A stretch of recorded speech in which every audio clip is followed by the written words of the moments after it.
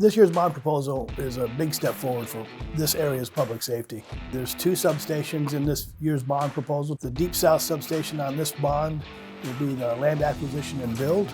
Calallen-Toloso area will be land acquisition and design. The south side is your busiest part of town. That's where we're growing. Having these police substations will continue to build bridges with the communities that they serve, will offer a better work environment for the officers, will help us recruit and retain. It's a central point, so we'll have easier responses, quicker responses from briefing out into the field.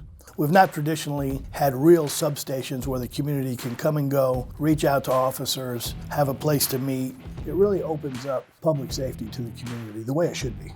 It's a big step forward in our community interaction. That's where our strength lies. I'm really excited about this current bond program and these 2 substations. It's going to make a difference.